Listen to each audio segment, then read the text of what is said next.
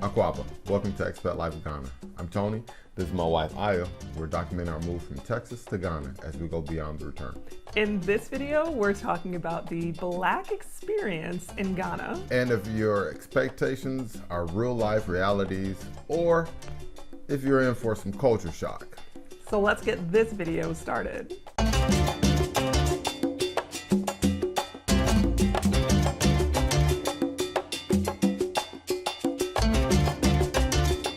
So what sparked this video, Tony? Well, we have a pretty active Facebook group. And a group of people returning, reselling, and living in Ghana. Yes, and recently someone joined and they asked why we let white people in the group. And I was like, why are you looking at me like that? well, I don't know. They didn't know who we were. I guess not. Yeah. They felt like Africa should be for us. In fact, they said, I thought this was a group for us, by us. And this got me thinking, what type of experience are you expecting in Ghana? Okay, let's break down some of our thoughts. But as we get into this, take a minute to hit the notification bell because we're going to continue this topic as a conversation at our YouTube Live next Friday, the last Friday of the month. If you have thoughts on this topic and you want to join in the chat live, be sure to join us then. It's going to be hot. I think so. Hot, hot, hot. All right, first up, are you coming to Ghana to get away from white people? Wait, did you come here to get away from white people? No, I came to get away from those kind of white people. Oh, okay. So back in the States, I was talking to someone who said, and they said this in all sincerity, there are no white people in Africa. And I was like, have you ever even heard of South Africa and the apartheid? I mean, like, what? Right. You know, guess what? There are white people here. No. I saw a couple. Did you? Did you take a picture? Walking down the street. How dare they just walk up and down the street? There are also Chinese people. Yep. All over the place. Middle Eastern people. Lots of them. Germans, Dutch, Swiss. Yep. Brits. Yep. You aren't coming to Ghana to escape the melon challenge. Okay, so I'm gonna play the devil's advocate here for just a second. Why can't Africa just be for blacks? You know, that's such a weird thing to hear you say. Okay, then why can't America be just for whites? You're gonna get us censored if you say stuff like that. Yeah, probably. I mean to say an entire country is just for one race echoes racism that we left behind in the U.S. I totally agree with you. You don't have to explain that all to me. I totally get it, and I was trying to advocate for that concept in the group. But I feel like this does kind of connect back to expectations and the expectations that you have when you're getting ready to come here. Yeah. Don't expect racial tension from the West to be the standard practice here in Ghana. Thank goodness. Really? Like, who wants that? I mean, if your core belief is that the races should be separate, there's just a lot of different races here in Ghana. There's a lot of diversity. It's not just all one monolithic black. Right, and everyone, for the most part, seems to get along pretty well. Yeah, and it's not just that you see lighter-skinned people as part of the diaspora or as part of Black Americans coming in. There are people here from Benin, from Togo, from the Ivory Coast, from other... Nigeria, yeah, even, I mean, you know? just you're getting a diversity of cultures. And with that comes people who are from non-African countries. Right. And they're accepted here. It's okay. It is. That actually brings me to point number 2 here. In order to manage your expectations and understand your black experience in Ghana, I gotta know, why are you so uncomfortable with other races? Ooh, like me? I'm not. I'm good with everybody. Are you saying that people come here because they aren't wanting to be around other races? I think so. I think they envision like a black utopia where they're going to come here and it's just all black people, and it's not. Well, I mean, it's kind of a black paradise, right? It's I mean, definitely a black majority here, yeah. and it's paradise here, but not because there are no white people. Yeah. So why is it then?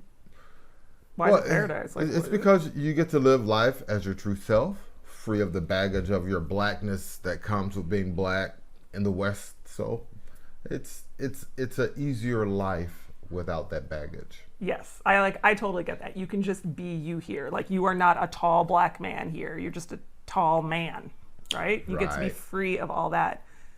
And I like that. Yes. I feel like you get to be free of that American racism. Right. And if people are coming in to experience, that kind of racial freedom, then they can't also be like, but if you're not black, it's not for you. The opportunity to live freely is for anyone who enjoys this country. Yes, preach, Tony, preach. If you expect this to be a black utopia, then you're going to be disappointed. But if you're looking for a piece of paradise, then you're coming to the right spot. I agree with that.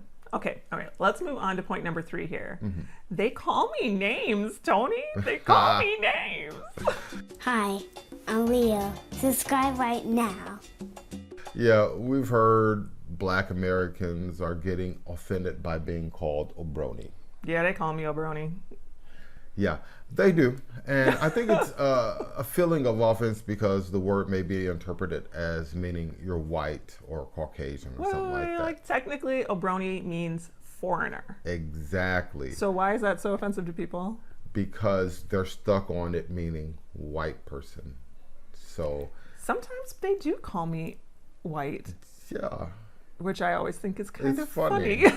Yeah, hey, the white lady needs some help, and you're looking around like, where's the white lady at? Oh, Baby, hey. it's you. You're the white lady. But it's not when it's said. If you took that in an American context, it would be so racist. You'd be like, WTF. But Right. here, it's not meant to be this racially charged statements. It's just saying, like, they're not from here. You're a foreign person. And I think that's how they describe you. Like I made a comment, how do the police describe, a suspect here? So it's like that descriptive of narrative of who you are as a person, what they see. Right. So it's always interesting because, being 6'2" and you see a sea of 6'2" black bald-headed men here, you're like, what makes me different? And then, they're brony. Oh, okay. Then that was separate. I'm the foreigner. So Right. that I wouldn't be offended by that because I understand what that means. But people coming here really offended by being called Obroni, and I think it's the lack of knowledge of the full understanding of the word. And I think it's one of those words, too, that it can be used offensively, but it's not intended to be offensive. Not at so all. just, there's a little bit of that, right? Yeah. Okay, all of that, again, it just seems like this American mentality of racism that you can't, it just like isn't left behind, and it needs to be left behind. Yes. Except that even if you're black here, you're still a foreigner. You're a bit of an outsider. Don't be offended by that. Yeah. Okay, so the next thing to understand about the black experience here in Ghana is that you aren't royalty. Expectations matter. If you get off that plane and you expect to be treated like a king, just know this. Your Western status doesn't make you special. Ouch. That seems a little ow. Well, you got to know this. You're not King Jaffe returning to Zamunda. That's no. No one's going to be out there throwing rose petals at your feet as you walk. Yeah, exactly. If you come here and you think your Ghana experience is going to be royal, you may be disappointed. Scratch that. You will be disappointed. Wait. I think I disagree here. Because you can have a royal experience. It's just that you're going to have to pay for that royal experience. Yes. You're not going to get some red carpet extravaganza that just because you're an expat getting off the plane, like that's not it. Oh yeah, definitely. So when you stand in the line and somebody steps in front of you, it's not because you're a foreigner. That's just how they are. Exactly. So you can't be raw if you got them raw dollars, but otherwise, you're just going to be a regular person. Thanks for visiting. Okay, there you go. Last point to make here is when it comes to your Black experience in Ghana, just know this. Ghana has been here doing its thing way before you even started thinking about visiting. I feel like this is a point about culture and culture shock. Am I right? Yes, it is. This American mentality that the Western way to do things is the only way to do things. It's not.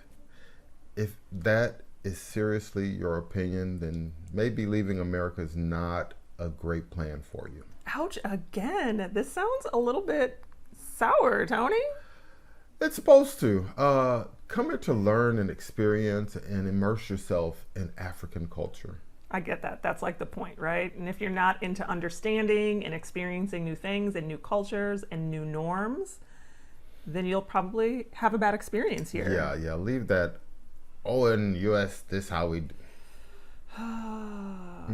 Whole new country here. Whole new country. Oh, totally. Drop a comment below and let us know what you think. Okay, so I have to come back to this idea that you said before because it's just like stirring around in my head. This for us idea. Yeah. For us. It is for us. It's for all of us. Listen, I can understand the idea that so much of Black culture is appropriated and profited from. The idea that some things should just be for us, I get it. But that's the thing. That's like part of why my dad loved Ghana so much, was that there's this level of acceptance here. No matter your religion, you're welcome. No matter your wealth, you're welcome. No matter your color, you're welcome. Right.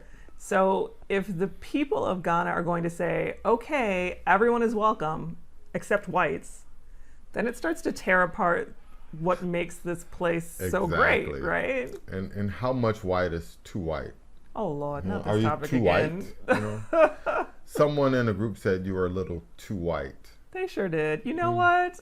I don't understand why I would have to validate my Blackness to anyone. That whole mentality, it just keep that whole mess in America, because it just stinks of like, oh, you speak so well, and are you supposed to be here? Yeah. Like, that person was Black, and they weren't white with those petty microaggressions. I know they sure were. His entire being just dripped of this like Black oppression. Coming here gives you the chance to be free, to free yourself from that entire mentality. And if you can't let go of that us-them construct, like, don't come. I mean, take your vacation. You'll be let down by the acceptance here in the Ghanaian culture that's free of all that mess. And it's nice to be free of all that mess. And by the way, just as a sidebar, I am biracial. If I stood here in front of this camera, in front of all of you, and was like, oh, I'm white. My mom is white, so I'm white. You would rip me to pieces in the comments. So this idea that I'm Black and only Black it's like the other side of that same coin.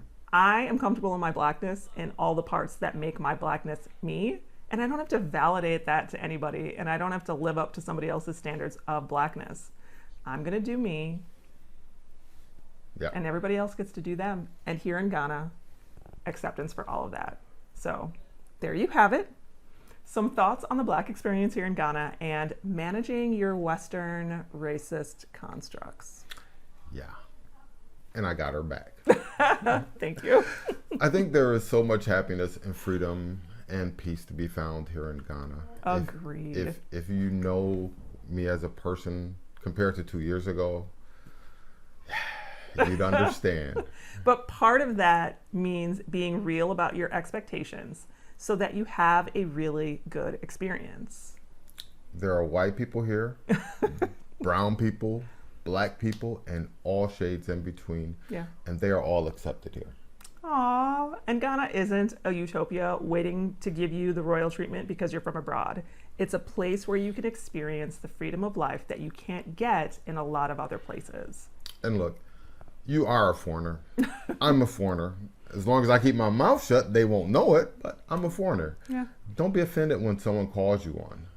Make the effort to understand the culture here and your place in it, and I'm sure you'll be glad you did. Be open, be accepting, and experience life beyond your expectations. Yeah, so there you have it. If you want to chat with us on this topic, hit the notification bell so you can join us in our next live right here on YouTube, the last Friday of every month. We're going to continue this conversation. I feel like it's going to be a very heated one, And, so don't miss it. and I won't be as nice about it. I will be a little... Uh-oh, it's going to be a I'll little be more unscripted. raw. I'll be unscripted. There we go. Oh, no. Meanwhile, if you're planning your return, please join our Facebook group. That's where this conversation actually started. It's an opportunity to connect to people just like you of multiple races and backgrounds. And if you're planning your first trip to Ghana, check out what we have to offer on our website at expatlifeghana.com, including full-service tours, airport pickups, and day trips to see the country. Plus, we now offer accommodations at our B&B, so check out the rooms and full-service options online. And with that, Charlie out for now.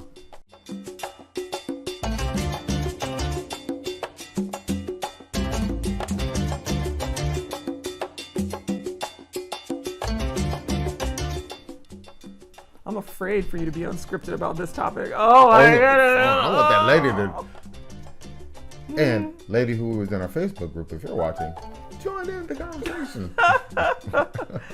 Like, why do other people feel like they can tell me I'm not black enough? Uh-huh. I don't get it. I have multiple degrees from multiple universities. Oh, you're white. I'm well-traveled, well-educated. You're white. And I have a high credit score. Oh, you're real white. I mean, the fact that those things are associated with whiteness and not with blackness.